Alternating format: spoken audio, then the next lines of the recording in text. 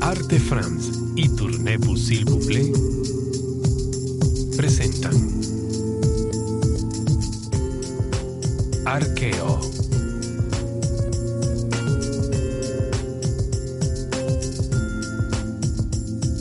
Mi nombre es Peter Eco, soy arqueólogo y los llevaré a lugares muy importantes en todo el mundo. Conoceremos otros arqueólogos y aprenderemos sobre sus investigaciones y sus más recientes descubrimientos.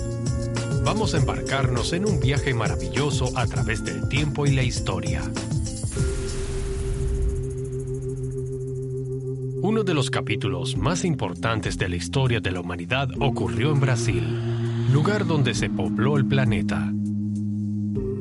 Durante años, muchos arqueólogos han intentado recrear el largo recorrido del Homo sapiens. Hace 13.000 años dejaron África y llegaron a Europa, luego a Asia y por último a Norteamérica a través del estrecho de Bering que estaba cubierto en hielo. Pero en la actualidad, los arqueólogos aseguran que las primeras pisadas del Homo sapiens en el continente americano ocurrieron mucho antes de eso. Hace 25.000 años. Este descubrimiento cambia por completo la teoría de cómo surgieron los primeros americanos.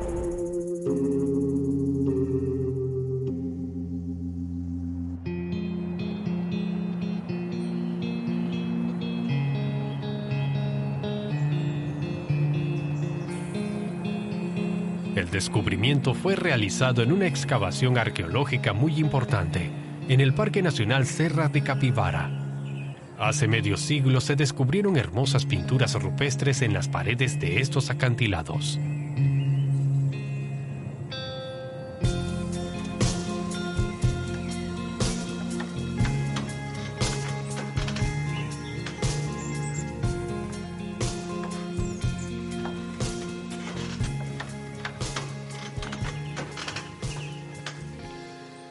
¡Qué lugar tan increíble y magnífico! He querido venir aquí durante años, es muy conocido. Solo lo había visto en fotografías, así que verlo con mis propios ojos es una sensación única. Aquí hay cientos de pinturas rupestres, en su mayoría rojas y blancas, que representan pequeñas figuras, muñecos de palillos realizando actividades misteriosas, y también animales. Por ejemplo, este de aquí tiene una pequeña cabeza negra y cola curvada. Sin duda es un mono.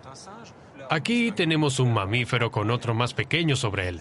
Luego tenemos muchos otros escenarios misteriosos con una policromía más notable, con gris y blanco. La pintura más antigua data de hace 12.000 años, lo que significa que los humanos vivieron en este lugar desde ese momento. Pero no muy lejos de aquí, los arqueólogos hicieron otro descubrimiento que indica una ocupación que data de hace 25.000 años, es decir, mucho más antigua.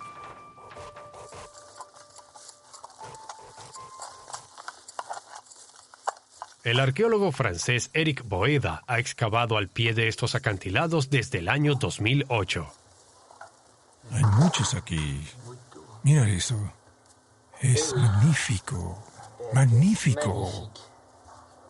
Magnífico. Eric fue contactado para retomar una excavación de los años 80 desde el principio. En ese momento, ese yacimiento causó mucha controversia.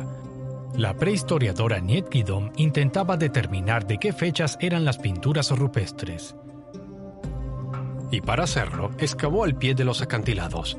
En poco tiempo, descubrió rocas que, según ella, eran herramientas hechas por humanos.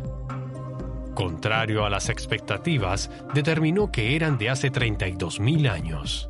Su estudio fue publicado en Nature, una revista muy importante, y comenzó un debate. Hasta el momento, ningún artefacto que datara de ese tiempo había sido descubierto en el continente. Algunos arqueólogos especialistas en las Américas dijeron que su proceso era poco confiable.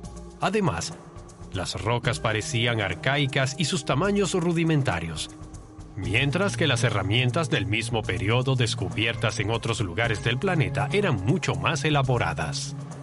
¿En realidad estas rocas habían sido esculpidas por humanos? La comunidad científica es escéptica. 20 años más tarde, Niet Guidom le pidió reanudar la excavación a Éric Boeda, quien es especialista en herramientas prehistóricas. ¿Cuál es tu posición en este debate? La de un doctor. Explícate. En la primera cita con un paciente no realizas un diagnóstico porque primero necesitas examinarlo. Luego es que diagnosticas. Sabía que existía un debate cuando llegué aquí, pero todavía no había decidido de qué lado estar. El primer paso de esta investigación fue comenzar nuevas excavaciones y fechar las capas de sedimentos. Para que los resultados fuesen indiscutibles, su equipo aplicó 3 técnicas diferentes. Sus conclusiones son irrefutables. La capa más antigua data de hace 25.000 años. Eric y su equipo encontraron rocas idénticas a las de Niet Guidon con regularidad en estas antiguas capas. Aquí tenemos una muestra de los artefactos encontrados en la excavación que causaron mucha controversia. Esta roca de aquí, por ejemplo, fue hallada hace solo minutos. Como podrás ver, hay varias fisuras en ella. Una aquí, otra más, y aquí se puede ver dónde se hicieron las pequeñas fracturas. Sí. Se ven pequeñas marcas. Exacto. Eric también cree que fue obra de los humanos, pero para probarlo debe responder los argumentos de sus críticos punto por punto. ¿Por qué estas rocas causaron un debate tan complejo? Es porque cuando las miras parecen rocas con fracturas ordinarias. Las personas piensan que pudo haber sido la naturaleza u otro fenómeno. El primer argumento en contra de su teoría fue que las rocas no fueron fabricadas por los humanos, sino por la naturaleza. Fueron encontradas al pie de los acantilados compuestos por capas de cuarzo, por lo que pudieron fracturarse al momento de caer.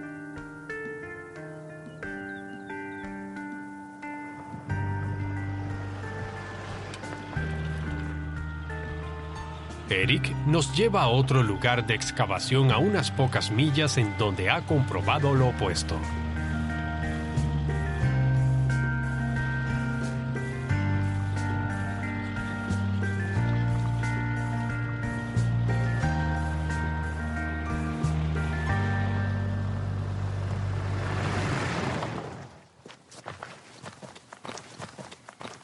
En este sitio, los acantilados están compuestos de caliza y no de cuarzo.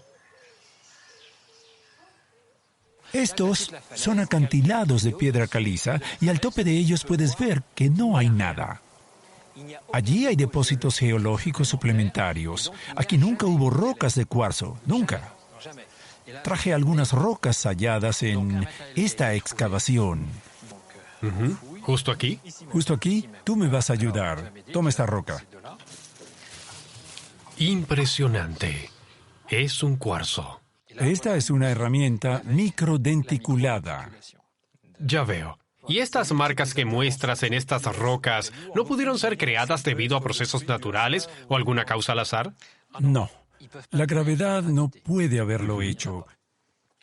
Entiendo. No hay una superficie más alta, así que las rocas no pudieron haberse fracturado por la caída. Además, hay muchas fisuras consecutivas, lo que indica que tuvieron que rebotar, lo cual no es probable.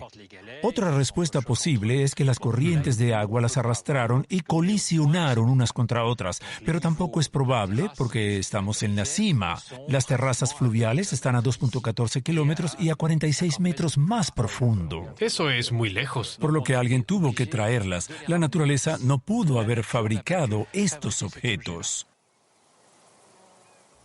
Para apoyar su teoría, Eric comenzó un estudio único y ambicioso. Recolectó miles de rocas naturales, las cuales están siendo comparadas con las halladas en los lugares de excavación.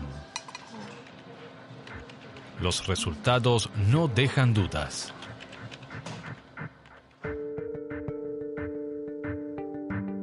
El 80% de las rocas fracturadas por la naturaleza muestran un solo lugar de impacto como esta. Y solo el 2% tienen 3 fracturas.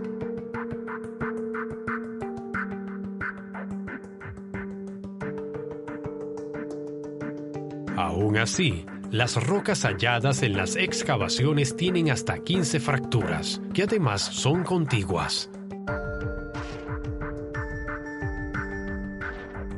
Pero en las fracturadas naturalmente, las marcas son aleatorias y no están al lado de la otra. La naturaleza es aleatoria.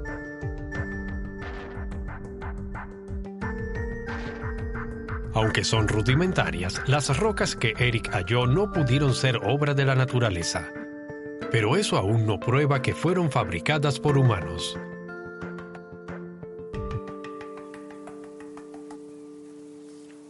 Pudieron haber sido monos. Ese es el segundo argumento en contra de la teoría de Eric. Gracias a la arqueología experimental, fue posible determinar que el proceso de escultura es mucho más elaborado de lo que parece. Aquí están las pequeñas rocas, aquí hay otra. Es perfecta porque tiene una pequeña fisura, aún así la tomaremos. Todo comienza con la elección del material, que según Eric es un proceso calculado. No estamos recolectando hongos. Debemos ser cuidadosos con la calidad de la materia prima. Eso es importante. Y también su morfología. ¿Su morfología? Eso significa que existen varias características importantes al elegir cuáles cosas esculpir. Sí, la elección incluye varios elementos de la herramienta. Es algo fundamental porque no es un material por completo homogéneo, así que mientras más lo peles, más fracturas creas, lo cual te aleja más de tu objetivo. Así que compensamos eso con una selección en extremo precisa en términos de la calidad de la materia prima en relación a algunos aspectos técnicos de la futura herramienta. Eric es uno de los pocos arqueólogos franceses que saben cómo esculpir una roca. Bien, trabajaremos aquí. Yo no puedo hacer eso. A Eric le tomó años de práctica para aprender. Nos quedaremos aquí. Muy bien, me pareció buena idea escoger esta roca con una superficie uniforme porque tiene una buena morfología. Así que golpearemos este borde manteniendo su superficie para crear un filo.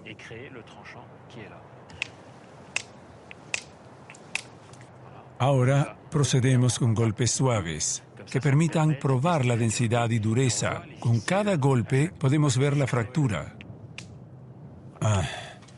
Un poco más. Bien. Voy a corregir un poco y así obtengo un borde filoso. Es cierto, estos son objetos muy elaborados. En realidad no son arcaicos. En mi opinión, estas no son herramientas arcaicas. Como técnico me enfoco en un borde biselado y en el filo. Me aseguré de conseguir esta superficie uniforme en la selección, la cual me permite tener un contacto homogéneo con el material y variar mi movimiento, que es algo fundamental. Así que es una herramienta muy efectiva. Aunque en ese tiempo, en muchos lugares de la Tierra ya existía una tecnología más avanzada para producir hachas de doble cara. Es cierto, pero las personas se adaptaron a sus materiales. Por ejemplo, aprendieron a esculpir las rocas de sílex. Aquí la morfología es limitada, así que adaptaron sus movimientos y funciones al material. Pero como otros afirman, ¿pudieron haber sido los monos los que fabricaron las herramientas? No, porque los monos no usan bordes filosos. Con los materiales tiene su peso y la capacidad de crear filos. Y los monos solo utilizan el peso. Eso es todo. La habilidad de fabricar filos es única de los humanos.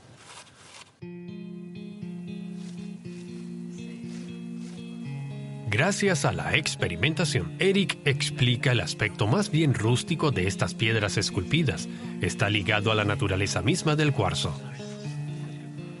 Para apoyar su teoría, ahora debe probar que estas piedras fueron utilizadas para actividades humanas, aunque una parte de la comunidad científica todavía lo duda. Porque nada como esto se ha encontrado en otra parte. Otras herramientas prehistóricas como las puntas de flecha o de lanza están en la memoria colectiva y las reconocemos fácilmente. Ese no es el caso de estas piedras brasileñas que fueron fabricadas hace 25.000 años. Eric Boeda contactó a Ignacio Clemente Conte, un especialista en traseología. Al estudiar los bordes filosos, puede determinar si las rocas fueron usadas y cómo. ¿Se puede saber si estas rocas fueron usadas como herramientas? Efectivamente, se han encontrado huellas de uso en la mayoría de los clasificados como instrumentos por Eric.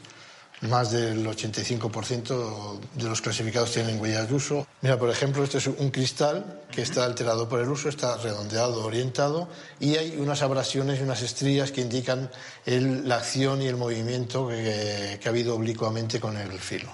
Y parece que ha podido servir para trabajar madera. ¿Madera? ¿Para cortar o algo así? Para hachar, para talar. Es un instrumento grande, como puedes ver. Se puede tomar con la mano y... Sí.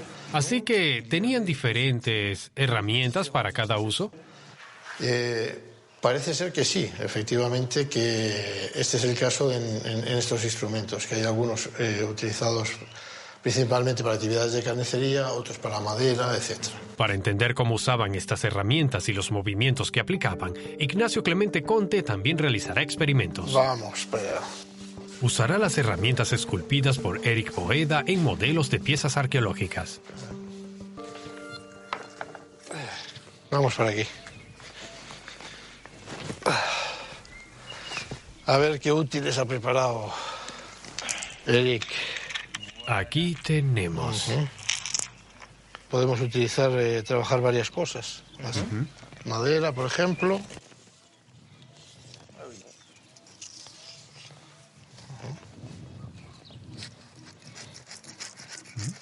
Sí, funciona bien.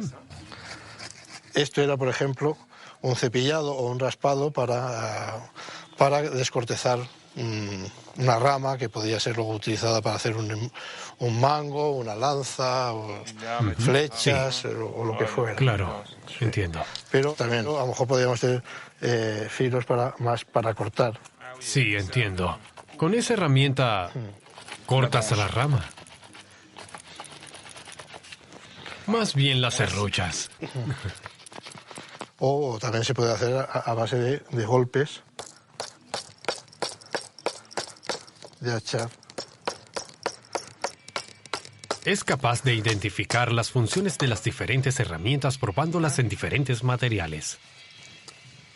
Bueno, la carne pues también vamos a utilizar un ángulo agudo, pues este mismo también, por ejemplo, lo que sería una elevación de un rostro o algo así parecido.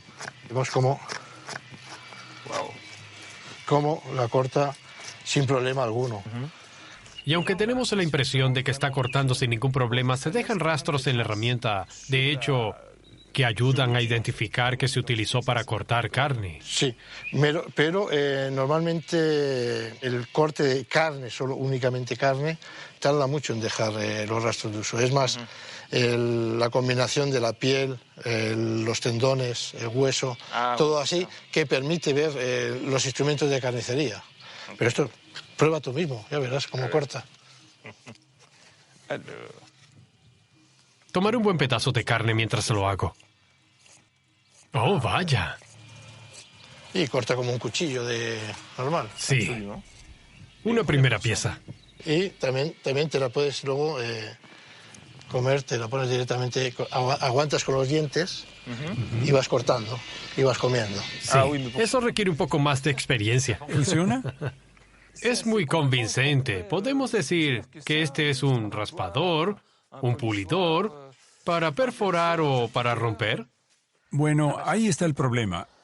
Ese es todo el problema, porque cuando los miramos, no corresponden a ninguna herramienta que conozcamos hoy en día. Es como si un marciano viniera a la Tierra y le enseñaras un auto, no lo reconocería. Estamos en la misma situación, no podemos reconocer estas herramientas excepto mediante la realización de pruebas de desgaste por uso. Entonces podemos ver cómo usaban los instrumentos.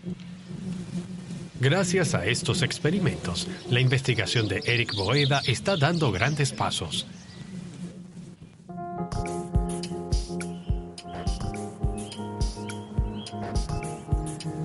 Además, la paleontología ha podido demostrar que la Serra da Capivara era un entorno favorable para el asentamiento humano en ese momento. En el pasado, esta región tan árida experimentó un cambio climático significativo.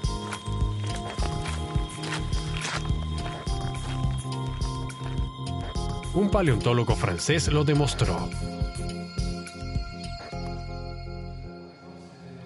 Claude Guérin lleva 40 años trabajando aquí estudiando los vestigios de fauna que difícilmente se espera descubrir en un entorno tan seco, como este impresionante húmero de un perezoso gigante.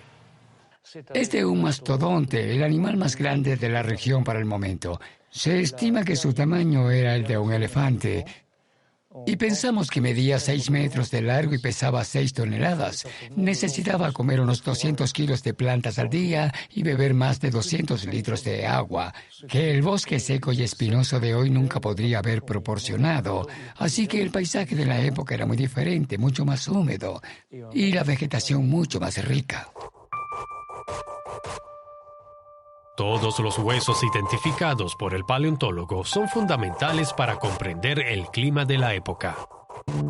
Tal es el caso de este cráneo de Toxodon. Esta especie cercana al hipopótamo vivía mayormente en el agua. Así que mucha humedad, árboles altos, mucha hierba, praderas con muchas plantas herbáceas. Una sabana forestal. Podemos imaginar que había una sabana forestal en ese periodo. Exacto, claro. Así que, en ese momento, ¿el medio ambiente habría sido propicio para los humanos? Por supuesto, todo estaba allí. Había animales, plantas, agua, todo lo que los humanos necesitaban para sobrevivir. Esta es una hipótesis para la reconstrucción del ecosistema hace 25.000 años.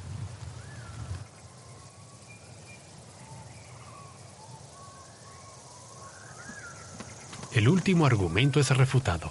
Para Eric y su equipo ya no hay ninguna duda. El medio ambiente no era obstáculo para el asentamiento humano.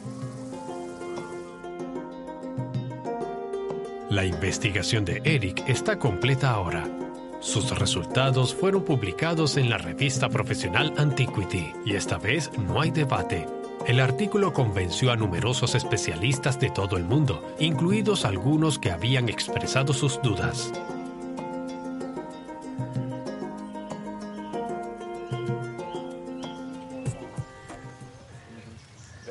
André Strauss es un antropólogo de la Universidad de Sao Paulo y hasta hace poco era miembro de la comunidad de escépticos. ¿Qué pensaste la primera vez que viste las famosas rocas?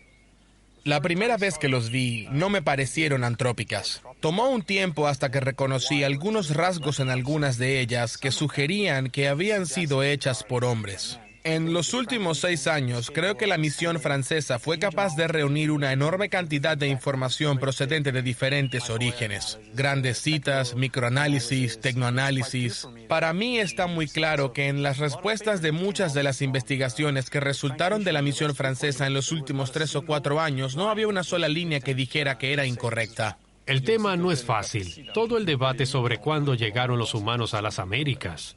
Esto significa que no sabemos nada acerca de la mitad de la historia de 1000 años de América. Creo que el desafío ahora es cómo vamos a alimentar esta brecha genética, tratar de explicar estos casi 14.000 o 15.000 años sobre los primeros americanos de los que no sabemos casi nada.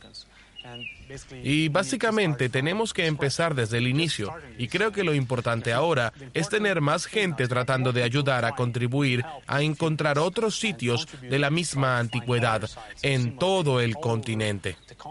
Como antropólogo, ¿qué esperas descubrir?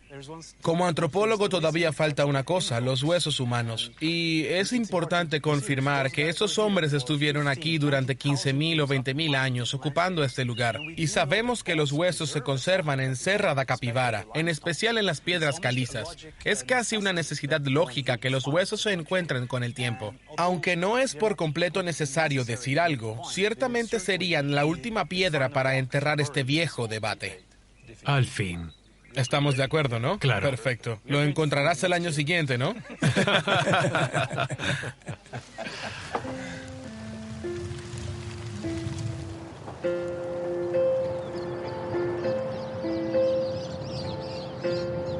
¿Pero dónde buscar? La zona de excavación es gigantesca, de miles de hectáreas cuadradas. los cuerpos pueden haber sido enterrados juntos en lugares reservados para tumbas o tal vez fueron incinerados. No sabemos nada de sus prácticas. Pero lo que Eric y su equipo han podido demostrar es que la larga marcha del Homo sapiens hacia las Américas ocurrió hace 25.000 años.